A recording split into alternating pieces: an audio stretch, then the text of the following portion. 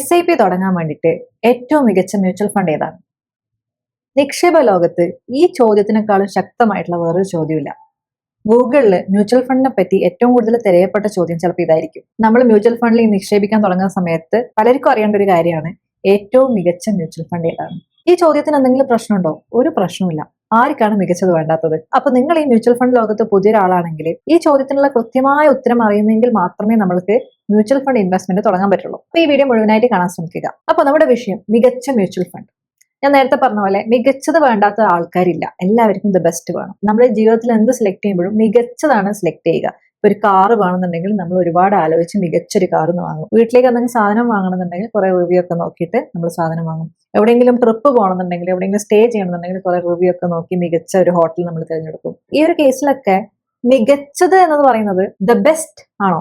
The best for us ആണ്. അതായത് നമ്മൾക്ക് എന്താണോ മികച്ചത് അതാണ് നമ്മൾ തിരഞ്ഞെടുക്കുന്നത്. നിക്ഷേപക ലോകത്തും അങ്ങനെ തന്നെയാണ്. മികച്ചത് എന്നതൊരു മിറാഷാണ്. മറിച്ച് നമ്മൾക്ക് എന്താണ് മികച്ചത്?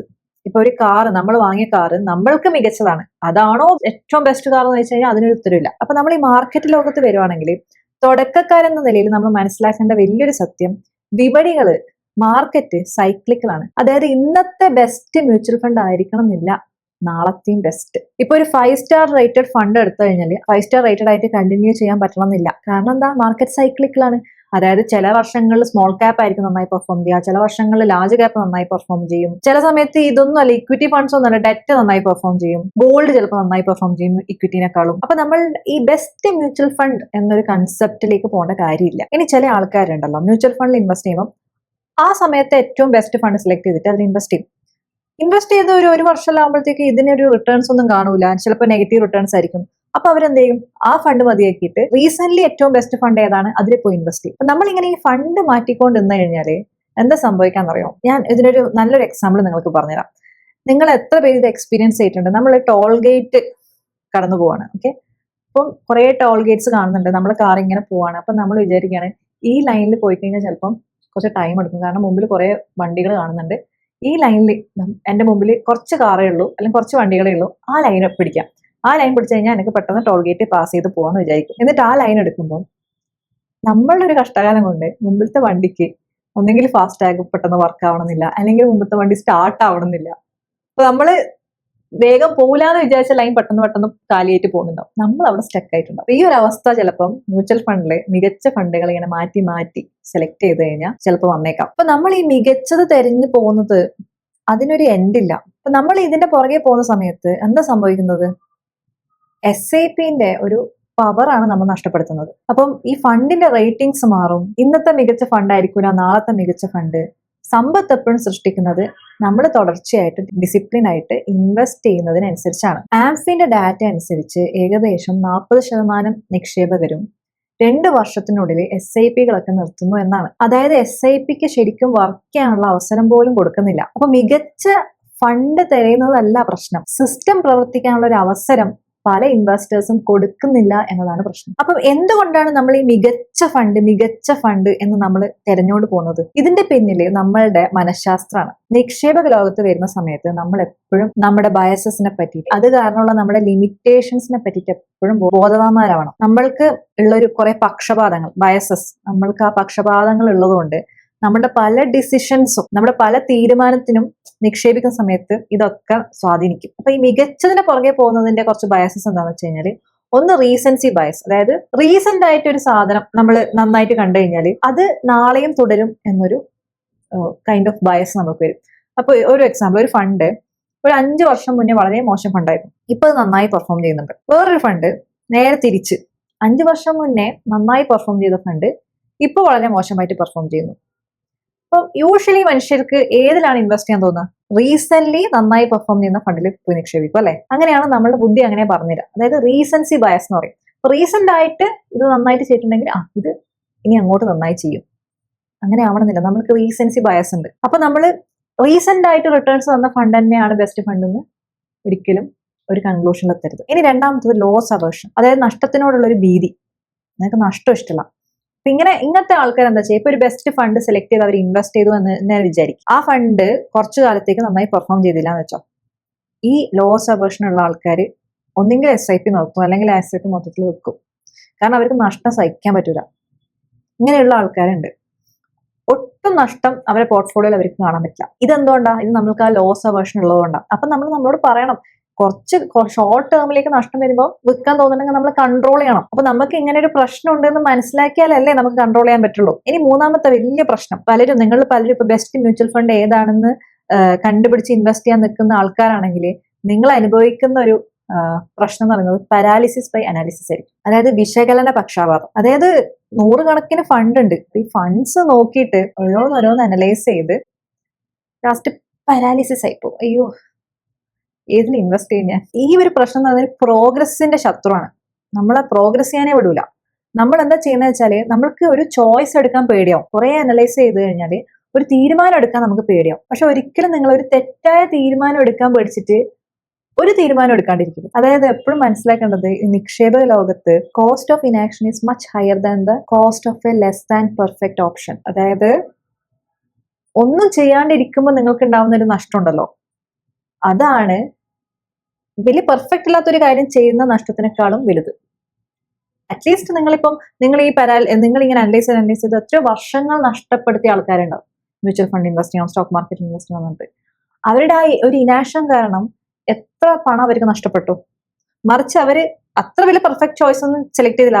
ഒരു ആവറേജ് ഫണ്ട് സെലക്ട് ചെയ്ത് അതിൽ പണം നിക്ഷേപിച്ചിട്ടുണ്ടായിരുന്നെങ്കിൽ കുറച്ചെങ്കിലും പണം അവർക്ക് ഒരു ഇൻവെസ്റ്റ്മെന്റ് ആയേനെ. അപ്പം കൂടുതൽ വിശകലനം ചെയ്യുന്ന സമയത്ത് നമുക്ക് ഈ വിശകലന പക്ഷാപാതം വരാൻ ചാൻസ് ഉണ്ട്. അപ്പൊ അത് മനസ്സിലാക്കണം. എനിക്ക് ഇത് വരുന്നുണ്ട്. അപ്പൊ കൂടുതൽ അനലൈസ് ചെയ്യാണ്ടിരിക്കാൻ എന്താ ചെയ്യേണ്ടത്? ആദ്യം നമ്മൾക്ക് എന്താ വേണ്ടതെന്ന് മനസ്സിലാക്കുക. നമ്മൾക്ക് ഏത് ഫണ്ടാണ് വേണ്ടതെന്ന് മനസ്സിലാക്കിയിട്ട് വേണം ഫണ്ട് വിശകലനം ചെയ്യാൻ. അല്ലാണ്ട് മ്യൂച്വൽ ഫണ്ട്സ് മൊത്തം എടുത്ത് വിശകലനം ചെയ്ത് കഴിഞ്ഞാൽ നമ്മൾ ഒരു മ്യൂച്വൽ ഫണ്ട് ഇൻവെസ്റ്റ് ചെയ്യലുണ്ടാവില്ല. ഫോർ എക്സാമ്പിൾ, പല ആൾക്കാരും SBIന്റെ ഒരു മ്യൂച്വൽ ഫണ്ട് സെലക്ട് ചെയ്യാം, അല്ലെങ്കിൽ HDFCന്റെ ഒരു മ്യൂച്വൽ ഫണ്ട് സെലക്ട് ചെയ്യാം. അങ്ങനെ സെലക്ട് ചെയ്യരുത്. ബ്രാൻഡ് അല്ല നോക്കേണ്ടത്, കാറ്റഗറിയാണ് നോക്കേണ്ടത്. ഇപ്പൊ നമുക്ക് ഇക്വിറ്റിയിൽ തന്നെ ഇൻവെസ്റ്റ് ചെയ്യണം, ഒരു സ്ഥിരത വേണമെന്നുണ്ടെങ്കിൽ നമുക്ക് ലാർജ് ക്യാപ്പിൽ ഇൻവെസ്റ്റ് ചെയ്യാം. മറിച്ച് നമുക്ക് ഒരു മിക്സ് വേണമെന്നുണ്ടെങ്കിൽ ഫ്ലെക്സി ക്യാപ്പിൽ ഇൻവെസ്റ്റ് ചെയ്യാം. നേരെ മറിച്ച് നല്ലൊരു ഗ്രോത്ത് വേണമെന്നുണ്ടെങ്കിൽ small cap funds, mid cap ഫണ്ട്സിലൊക്കെ ഇൻവെസ്റ്റ് ചെയ്യാം. അതുകൊണ്ട് ഒരിക്കലും ഒരു ബ്രാൻഡിന്റെ പുറകെ പോകാണ്ട് കാറ്റഗറി ചൂസ് ചെയ്ത് ഇൻവെസ്റ്റ് ചെയ്യാം. പിന്നെ ഈ ബെസ്റ്റ് ഫണ്ടിൽ ഇൻവെസ്റ്റ് ചെയ്യുന്നതിനേക്കാളും ഇമ്പോർട്ടന്റ് ആണ് അച്ചടക്കത്തോടെ ഇൻവെസ്റ്റ് ചെയ്യുക എന്നുള്ളത്. ചിലപ്പോൾ ആവറേജ് ആയിട്ട് പോകുന്ന ഒരു 3 സ്റ്റാർ ഫണ്ട് നമ്മൾ അച്ചടക്കത്തോടെ നിക്ഷേപിക്കുകയാണെങ്കിൽ, കുറെ വർഷത്തേക്ക് നിക്ഷേപിക്കുകയാണെങ്കിൽ നമുക്ക് റിട്ടേൺസ് കിട്ടും. കാരണം ക്ഷമയുണ്ട്, കോമ്പൗണ്ടിങ് വർക്ക് ചെയ്യാനുള്ള ടൈം കൊടുക്കുന്നുണ്ട്. പിന്നെ ചില ആൾക്കാർ ഇപ്പോൾ ഒരു ഫണ്ട് വർക്ക് ആവുന്നില്ലെങ്കിൽ ആ ഫണ്ട് മാറ്റിയിട്ട് വേറെ ഫണ്ടിലിടുക. ചെറിയൊരു കാലയളവിൽ 1 വർഷത്തിനുള്ളിൽ തന്നെ ഒരു ഫണ്ട് പെർഫോം ചെയ്തില്ലെങ്കിൽ അപ്പൊ തന്നെ അത് മാറ്റി വേറൊരു ഫണ്ട് കണ്ടെത്തി അതിൽ നിക്ഷേപിക്കുക. ഇതിനെക്കാട്ടി നമ്മൾ ഫോക്കസ് ചെയ്യേണ്ടത് സ്റ്റെപ്പ് അപ്പ് ചെയ്യാനാണ്. അതായത് നമ്മൾ എപ്പോഴും മനസ്സിലാക്കേണ്ട സത്യം, മ്യൂച്വൽ ഫണ്ട് ആയിക്കോട്ടെ കൂടുതൽ മാർക്കറ്റ് ആയിക്കോട്ടെ, കൂടുതൽ പണം ലീഡ്സ് ടു കൂടുതൽ പണം. നിങ്ങൾ കൂടുതൽ പണം ഇട്ടാലേ നിങ്ങൾക്ക് കൂടുതൽ പണം കിട്ടുള്ളൂ. അല്ലാണ്ട് 500 രൂപ ഇട്ടിട്ട് ലക്ഷം ഉണ്ടാക്കാൻ പറ്റൂല. ലക്ഷങ്ങൾ കിട്ടണമെന്നുണ്ടെങ്കിൽ ലക്ഷങ്ങൾ ഇടണം, കോടികൾ കിട്ടണമെന്നുണ്ടെങ്കിൽ കോടികൾ ഇടണം. അല്ലാണ്ട് 500 രൂപ വെച്ചിട്ട് കോടികൾ ഉണ്ടാക്കാൻ ഈ ജന്മത്തിൽ നമുക്ക് പറ്റൂല. അപ്പം ഫണ്ട്സ് മാറ്റുന്നതിനേക്കാളും ഇമ്പോർട്ടന്റ് ആയിട്ട് കൂടുതൽ പണം ഇതിലോട്ട് ഇൻവെസ്റ്റ് ചെയ്യാനുള്ള ശ്രമങ്ങൾ നമ്മൾ ചെയ്യണം. ഈ മികച്ച ഫണ്ട് തേടി നിങ്ങൾ പോവാണെങ്കിൽ നിങ്ങൾ മനസ്സിലാക്കേണ്ടത് മികച്ച ഫണ്ടുകളല്ല, മികച്ച ശീലങ്ങളാണ് നമ്മൾ ക്രിയേറ്റ് ചെയ്യേണ്ടത്. കാരണം ഈ ഫണ്ട്സിന്റെ ഒക്കെ റേറ്റിംഗ്സ് മാറും, മാർക്കറ്റ് സൈക്ലിക്കലാണ്. ഇന്നിപ്പോ ഒരു കാറ്റഗറി ഫണ്ട് ലാർജ് ക്യാപ്പ് നന്നായി പെർഫോം ചെയ്താൽ കുറച്ച് കഴിഞ്ഞാൽ സ്മോൾ ക്യാപ്പ് ആയിരിക്കും നന്നായി പെർഫോം ചെയ്യുക. അപ്പൊ ഇന്ന് നന്നായി പെർഫോം ചെയ്യുന്ന ഫണ്ട് നാളെ നന്നായി പെർഫോം ചെയ്യണമെന്നില്ല. അപ്പൊ എങ്ങനെ നല്ലൊരു ഫണ്ടിനെ സെലക്ട് ചെയ്യും? പല കാര്യങ്ങളും നോക്കാനുണ്ട്, റിട്ടേൺസ് മാത്രമല്ല. അപ്പൊ ഫണ്ട് എങ്ങനെ സെലക്ട് ചെയ്യണം എന്നുള്ളൊരു വീഡിയോ മുന്നേ ചെയ്തതിന്റെ ലിങ്ക് ഞാൻ താഴെ കൊടുക്കാം. ഒരു മാജിക്കൽ ഫണ്ട് കണ്ടെത്തിയിട്ടല്ല നമ്മൾ പൈസ ഉണ്ടാക്കേണ്ടത്, മറിച്ച് മാസങ്ങളും വർഷങ്ങളും നിരന്തരം നിക്ഷേപിച്ച് കോമ്പൗണ്ടിങ് വർക്ക് ചെയ്യാനുള്ള അവസരം കൊടുത്തിട്ടാണ് നമ്മൾ സമ്പത്ത് ക്രിയേറ്റ് ചെയ്യേണ്ടത്. എന്ന് വെച്ച് മികച്ച ഫണ്ട് തിരഞ്ഞെടുക്കാനുള്ള ഒരു എഫേർട്ട് നിങ്ങൾ എടുക്കേണ്ടെന്നല്ല ഞാൻ പറയുന്നത്. ഏതാണ് ബെസ്റ്റ് മ്യൂച്വൽ ഫണ്ട് ഇൻവെസ്റ്റ് ചെയ്യാൻ എന്ന ചോദ്യം ആരോട് ചോദിക്കരുത്. ആ ചോദ്യത്തിന് പ്രസക്തിയില്ല. കാരണം ഓരോ ഫണ്ടിന്റെയും ഒബ്ജക്റ്റീവ് ഡിഫറെന്റ് ആണ്. അപ്പൊ നമ്മൾക്ക് എന്താണ് വേണ്ടതെന്ന് മനസ്സിലാക്കിയാലേ നമുക്കൊരു ഫണ്ട് സെലക്ട് ചെയ്യാൻ പറ്റുള്ളൂ. നമ്മളുടെ ഫിനാൻഷ്യൽ ഒബ്ജക്റ്റീവ് എന്താണെന്ന് മനസ്സിലാക്കണം.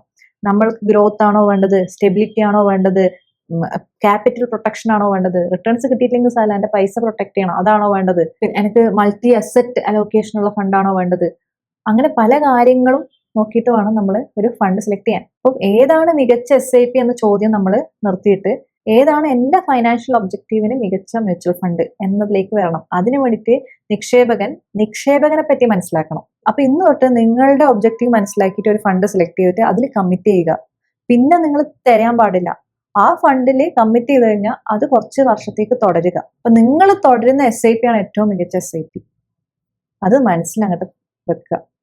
ഓക്കെ, അത് ഓട്ടോമാറ്റിക്കലി അങ്ങനെ ആയിക്കോളും. കാരണം നമ്മൾ ഇതിനെപ്പറ്റി കൂടുതൽ പഠിക്കുമ്പോൾ മനസ്സിലാക്കുമ്പോൾ നമ്മൾ ഇതുമായിട്ട് അങ്ങോട്ട് അലൈൻഡ് ആവുന്ന സമയത്ത് നമ്മൾ തന്നെ ഓട്ടോമാറ്റിക്കലി ചിലപ്പോൾ മോശം ഫണ്ട് നമ്മൾ ഇൻവെസ്റ്റ് ചെയ്തിട്ടുണ്ട് അത് മാറ്റും, നല്ല ഫണ്ടിലേക്കൊക്കെ വരും. നമുക്ക് തന്നെ തോന്നും. അത് ആ തിരിച്ചറിവെല്ലാം വരണം എന്നുണ്ടെങ്കിൽ ആദ്യം നമ്മൾ തുടങ്ങണം. ഫസ്റ്റ് സ്റ്റെപ്പ് നമ്മൾ എടുത്തു വെക്കണം. അപ്പോൾ ഓട്ടോമാറ്റിക്കലി നമുക്ക് നല്ല തീരുമാനങ്ങൾ എടുക്കാൻ പറ്റും. അപ്പൊ ഞാൻ നേരത്തെ പറഞ്ഞ പോലെ അധികം പെർഫെക്റ്റ് ഇല്ലാത്തൊരു തീരുമാനം എടുക്കുന്നതാണ് ഒരു തീരുമാനം എടുക്കുന്നതിനേക്കാളും നല്ലത്. അപ്പൊ കൂടുതൽ ചിന്തിച്ച് നിങ്ങളുടെ വിലപ്പെട്ട സമയം കളയാണ്ട് try to take action. And I don't want to create a FOMO. ഞാൻ മുന്നത്തെ വീഡിയോസിലൊക്കെ പറഞ്ഞതാണ്, എനിക്ക് ഒരു ഫോമോ നിങ്ങൾക്ക് ക്രിയേറ്റ് ചെയ്ത് തരണമെന്നില്ല. ഇൻവെസ്റ്റ് ചെയ്തില്ലെങ്കിൽ തീർന്നു, നിങ്ങളുടെ ലൈഫ് തീർന്നു, നിങ്ങൾക്ക് പിന്നെ ഒന്നുമില്ല, അങ്ങനെയൊന്നും ഞാൻ ക്രിയേറ്റ് ചെയ്ത് തരുന്നില്ല. This is part of our life. കുറച്ച് പൈസ നമ്മൾ സേവ് ചെയ്യുന്നു, ഇൻവെസ്റ്റ് ചെയ്യുന്നു, പൈസ ഉണ്ടാക്കുന്നു, അല്ലേ? പിന്നെ നമ്മൾക്ക് പൈസ ഉണ്ടാക്കി കഴിഞ്ഞാൽ പല തിരിച്ചറിവുകളും പോകെ ലൈഫിൽ നമുക്ക് വന്നോളും. പൈസ ഇല്ലാത്ത സമയത്ത് നമുക്ക് പൈസ തന്നെയായിരിക്കും ഇമ്പോർട്ടൻ്റ് ആയിട്ട് തോന്നുക. അപ്പോൾ create money. So wishing you all the very best. അപ്പോൾ മ്യൂച്വൽ ഫണ്ട് വീഡിയോ സീരീസിന്റെ ലിങ്ക് ഞാൻ താഴെ കൊടുക്കുന്നുണ്ട്, അത് കാണുക. അപ്പോൾ നിങ്ങളുടെ അഭിപ്രായങ്ങളും നിർദ്ദേശങ്ങളും താഴെ കമന്റിൽ രേഖപ്പെടുത്താം. നമുക്ക് അടുത്ത വീഡിയോയിൽ കാണാം. വീഡിയോ ലൈക്ക് ചെയ്യാനും ചാനൽ സബ്സ്ക്രൈബ് ചെയ്യാനും മറക്കരുത്. Take care.